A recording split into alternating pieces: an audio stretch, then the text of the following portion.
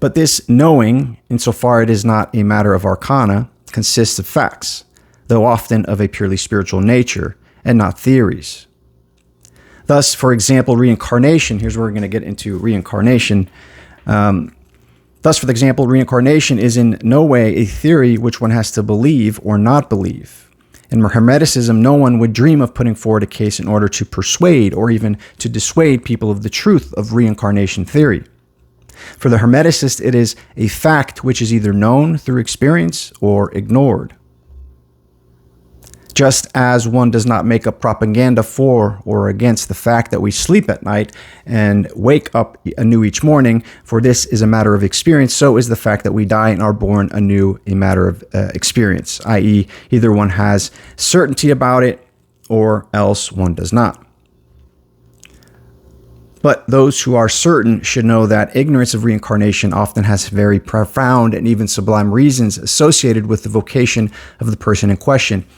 This is fascinating because he gets into the importance of disavowing reincarnation for certain vocations in present life. And he brings in priests here as specific and scientists.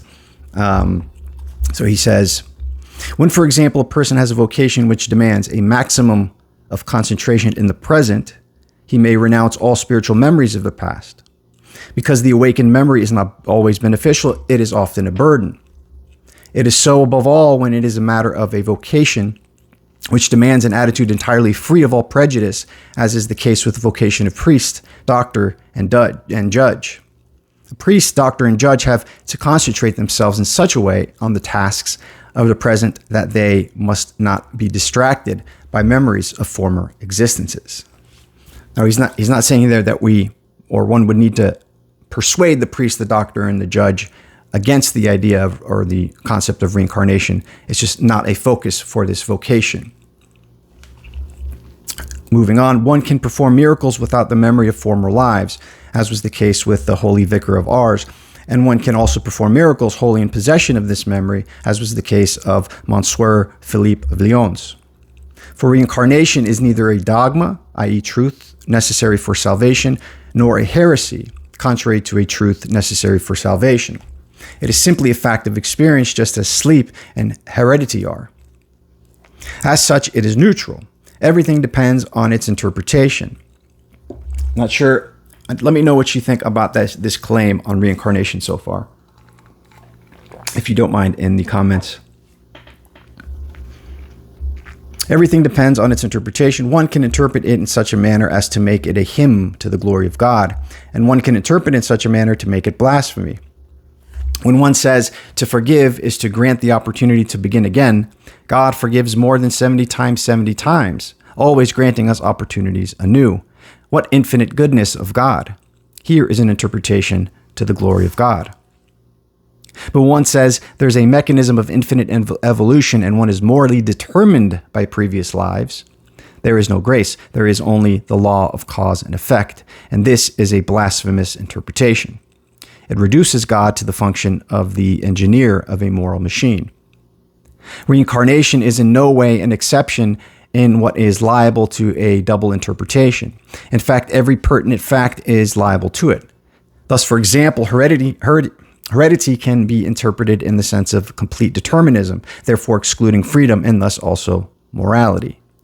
Or rather, it can be interpreted as a possibility for gradual improvement over the organism in order to render it a more perfect instrument or to vocations for posterity. Didn't Abraham receive the promise that the Messiah would come in his lineage? Wasn't this same promise given to David? Nevertheless, whatever the personal interpretation of a fact may be, a fact remains a fact, and it is necessary to know it when one wants to orient oneself in the domain in which it belongs. Thus, Hermeticists have knowledge of diverse facts according to their personal vocations. But Hermetic philosophy is nevertheless not the sum total of knowledge acquired by individuals. It is an organism of arcana expressed in symbols, which are at the same time both spiritual exercises and their resulting aptitudes. An arcanum practiced as a spiritual exercise for a sufficient length of time becomes an aptitude. It does not give the pupil knowledge of new facts, but makes him suited to acquire such knowledge when he has a need of it. Initiation is the capacity of orienting oneself in every domain and of acquiring their knowledge of relevant facts, quote unquote, the key facts. The initiate is one who knows how to attain knowledge, one who knows how to ask, seek, and put into practice the appropriate means in order to succeed. So this reminds me, this is why I think you see so many people for like Freemasonry and a lot of these secret societies that leverage this Hermetic philosophy. They are successful in their domains, whether it's music or art or building, whatever it may be, politics.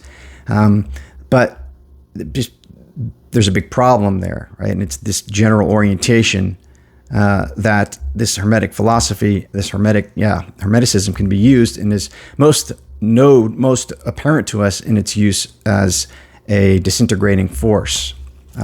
Just an aside there. Spiritual exercise alone have taught him. No theory or doctrine, however luminous, may in any way have rendered him capable of, quote, knowing how to know. Spiritual exercises have taught him practical sense, and in the Hermetic philosophy there is no other sense than the practical and the infallible effectiveness of the arcana of the three united endeavors, which is the basis of every spiritual exercise, every arcanum, namely, quote from Luke, ask and it will be given to you, seek and you will find, knock and it will be open to you. Actually, a quote that I have right there. Interesting, I saw that. You can't see it, but on the left side there. Sorry. Thus, Hermetic philosophy does not teach what one ought to believe concerning God, man, and nature, but it teaches rather how to ask, seek, and knock in order to arrive at mystical experience, Gnostic illumination, and the magical effect of that which one seeks to know about God, man, and nature. And it is after having asked, sought, and knocked, and after one has received, found, and gained access, that one knows.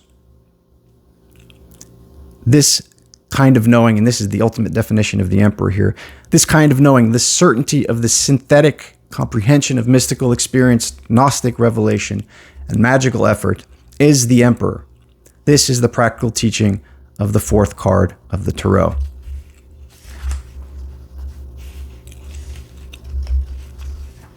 And I think I'm going to leave it there, actually. There's a little bit left, but I think that's a good place to stop. So thanks for listening.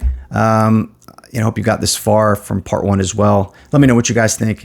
I'll be having a talk on this essay or this chapter with Nail Heil from Grail Country in a couple of weeks. So I look forward to getting into that. And I'll see you guys next time. Thank you. God bless.